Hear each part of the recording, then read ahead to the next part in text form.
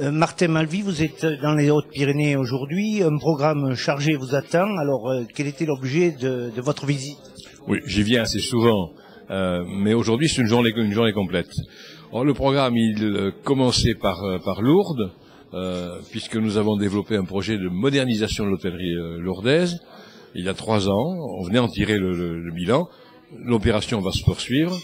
Mais 3 ans après, nous aurons soutenu en début janvier les travaux de modernisation et de sécurité, de mise aux normes en sécurité dans 117 hôtels de Lourdes, ce qui est une opération importante. Et j'en profitais d'ailleurs pour dire que nous allons étendre le dispositif aux hôtels de la chaîne des Pyrénées et plus généralement aux hôtels qui se trouvent dans ce qu'on appelle les pays. Il y a 32 pays en Midi-Pyrénées aujourd'hui.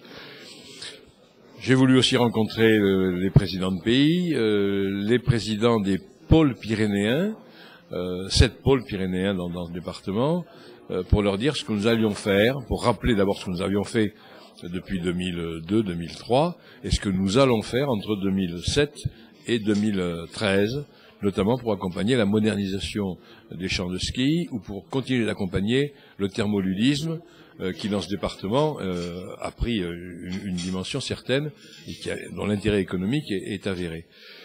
Et puis, visiter les entreprises, évoquer des problèmes d'aménagement du territoire. Ce soir, aller sur Tarmac, on a une première pierre à poser dans l'après-midi. Et ce soir, une réunion publique pour expliquer tout simplement à nos concitoyens qui veulent venir ce que fait la région, ce que c'est que la région, dans le domaine des lycées, dans le domaine des transports collectifs, dans le domaine économique, avec une nouvelle politique pour l'emploi et pour le développement des entreprises à travers des contrats d'appui qui sont en vigueur depuis le mois de mai, ce que nous faisons en matière de recherche, y compris ici dans les Hautes-Pyrénées. On a eu Pearl 1, Pearl 2, on a Prism, on a et plusieurs projets de soutien aux entreprises du département. Bref, expliquer ce que fait la région et ce qu'elle va faire un peu de différent dans les années qui viennent. Mais déjà expliquer ce que nous faisons depuis 4 ou 5 ans, 6 ans, parce que ces politiques en matière de lycée, modernisation, construction, d'assimilation des personnels non enseignants des lycées qui sont maintenant notre compétence. Ce que nous faisons dans le domaine du transport collectif. Gros effort pour la modernisation du réseau ferré. Des années, parce que il faudra des années, parce que nous avons un réseau ferré qui est dans un état de délabrement avancé.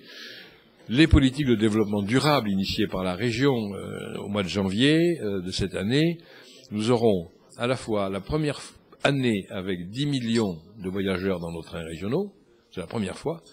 En 99, il y en avait 3 millions. Donc on a multiplié par 3 le nombre de voyageurs. Mais nous aurons aussi, en début d'année, le vote d'une subvention pour la 10 millième maison équipée de chauffe-eau solaire en Midi-Pyrénées. Nous sommes la première région de France pour le nombre de chauffe-eau solaires. Expliquer ce que nous faisons sur la filière bois, notamment avec le développement des réseaux de chaleur bois. Ce sont toutes ces politiques que je souhaitais venir d'abord voir sur le terrain, en voir l'application, et puis expliquer à nos concitoyens qui ce soir le voudront. Parmi les dossiers qui risquent de revenir prochainement, on parle de la traversée des Pyrénées. Quel est votre point de vue? Est-ce que vous avez évolué dans ce sens? J'ai peu évolué dans ce sens. Je pense que le Grenelle de l'environnement, les problèmes climatiques, le réchauffement, le renchérissement du prix du pétrole, la raréfication du pétrole plaident pour le transport de marchandises par le fret, c'est évident. Donc j'ai toujours pensé que nous avions besoin, et puis il faut regarder la carte de l'Europe. Nous voyons bien que nous sommes au bout de l'Europe, au bord de l'océan, quand on prend l'Europe dans son intégralité. Si on ne veut pas que l'Europe se construise complètement à l'est, se déplace dans ses activités économiques notamment, il faut qu'il y ait des couloirs de circulation pour les marchandises à l'ouest de l'Europe. Et ça passe par les Pyrénées. On ne peut pas oublier qu'il y a 2 fois plus de poids lourds aujourd'hui qui traversent les Pyrénées que de poids lourds qui traversent les Alpes françaises. Et il y a des tunnels dans les Alpes françaises. Dans les Pyrénées, on ne traverse pas. Donc, j'ai toujours été sur le principe favorable à ce projet, qui est un projet de construction européenne. le trafic des marchandises, non pas pour les camions des Hautes-Pyrénées qui vont d'un point à l'autre du département, c'est au-delà de 500 km, mais tous ces poids lourds qui sont sur nos routes, il y en a marre, et ça va devenir de plus en plus difficile. Et puis, encore une fois, regardons les glaciers des Pyrénées pour voir ce qu'ils sont devenus en quelques années. Les images sont frappantes. Donc favorable au projet, mais parfaitement défenseur de l'environnement, de la protection de l'environnement, aussi dans la traversée des Pyrénées. Moi, je comprends que ceux à qui on dit il y a peut-être un risque pour que ça passe à côté de chez vous soient préoccupés. Je ne condamne pas du tout leur inquiétude, mais il faut bien voir que ce projet, s'il voit le jour, les financements publics, que ce soit au niveau de la France ou au niveau de l'Europe, même au niveau de l'Espagne, c'est quand même pas la corne d'abondance aujourd'hui et pour les années qui viennent. Mais s'il voit le jour, ça ne pourrait être qu'un projet exemplaire en matière d'environnement. Ce sera un projet porté par l'Europe, en partie par l'Europe, et l'Europe est très attentive aujourd'hui, et toutes les normes, toutes les règles qui sortent.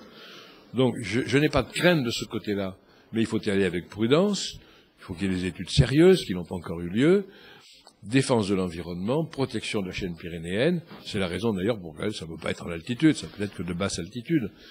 Protection de la chaîne, et si on ne le fait pas, qu'est-ce qui va se passer? Il va se passer un jour qu'on aura de nouvelles autoroutes qui vont traverser la montagne. C'est ce qui se passera, parce que on ne peut pas imaginer que on reste comme ça au bout de l'Europe, avec de l'autre côté, mais tellement difficile d'accès, l'Espagne et le Maghreb. Donc moi j'ai pas varié sur ce sujet, mais encore une fois il faut le manier avec prudence.